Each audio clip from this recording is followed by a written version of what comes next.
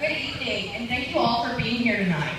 There are many forms of a valedictorian speech, but I thought I'd start mine by saying the names of everyone who gave me $1 to say their name in my speech. So here goes. Allie Matthews, Rusty Lee, Kimberly Sloan, Rachel Hill, Brandon Alvis, Brandon Alvis, Brandon Alvis, Brandon Alvis, and Brandon Alvis. I suppose at this time, it would also be appropriate to thank Google, Wikipedia, and whoever invented the copy and paste button. Alright, in all seriousness, I will try not to be much longer than last year's valedictorian speech. Our class of 2014 is made of many parts. Some have been together the entire time, while others, like me, came along a lot later. I wouldn't trade my experiences at Sharina for anything. Our class would like to thank our school board, our administrators, and our teachers for preparing us for the next phase of our lives. I would like to give a special thanks to Coach Terry Parker. You have instilled faith in me, even when I doubted myself. Coach Parker is not only about wins and losses. He strives to prepare his kids for life, and I'm extremely grateful to him. I have been extremely blessed with the support that my family gives me. My grandparents, Carrie and Donna Lee, and Keith and Joyce Lowry, have been great role models in my life. My life would definitely not be the same without my siblings, Lainey and Logan. Both of you have taught me many things that I will cherish forever. I would not be the girl I am today without the love and support from my parents, Rusty and Kim Lee. They have been by my side in every obstacle I have ever faced, and I owe all thanks to them.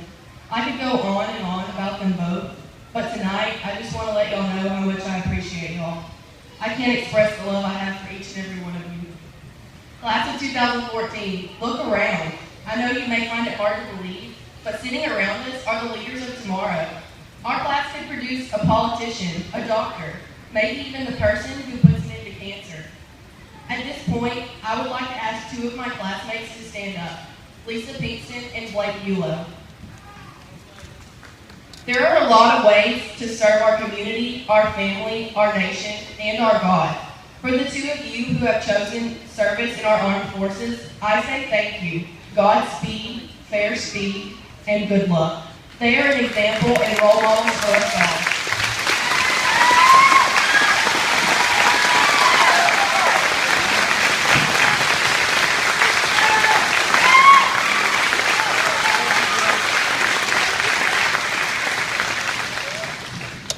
The most important part of living a successful life is setting goals and trying to achieve them. This is exactly what I did 4 years ago when I set the goal to become our class valedictorian. Remember, success is not a destination, but a long and winding path.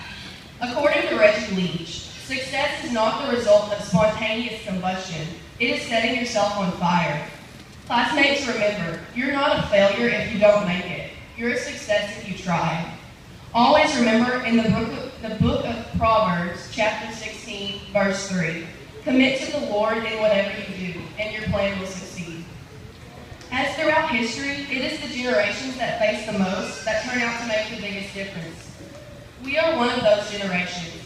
It is hard for us to be sure of our own future when the world doesn't seem to know its own future.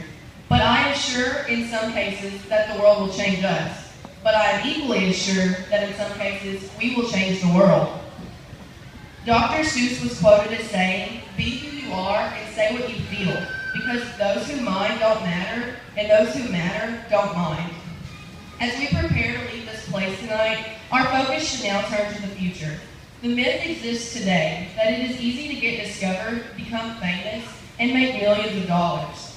It's easy for a young person just stepping out into the world to take the mindset that success means wealth and notoriety.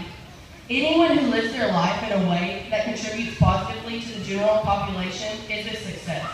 When you contribute to the greater good, you help others have a desire to do the same by following your example. What would the world be like if everyone had this mindset?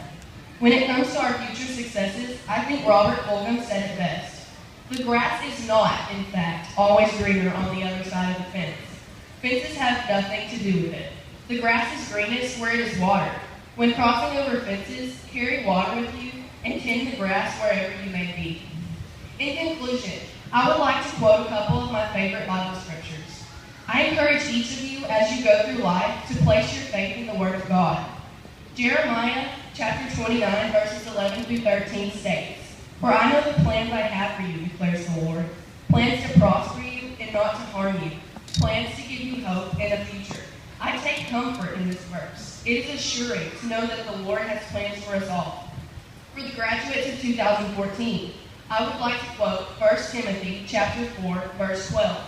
"Don't let anyone look down on you because you're young, but set an example for the believers in speech, in life, in love, in faith, and in purity." For everyone in attendance, from the book of Mark, chapter 12, verse 30, "Love the Lord your God with all your heart and with all your soul, and with all your mind and with all your strength." And finally, Philippians chapter 1, verses 9 through 11. "And this is my prayer, that your love may abound more and more in knowledge and depth of insight, so that you may be able to discern what is best and may be pure and blameless, until the day of Christ, filled with the fruit of righteousness that comes through Jesus Christ, to the glory and praise of God." Fellow classmates, I have wanted to say this for years, quoting possibly one of the best graduation speeches ever. Congratulations, class of 2014. We did it!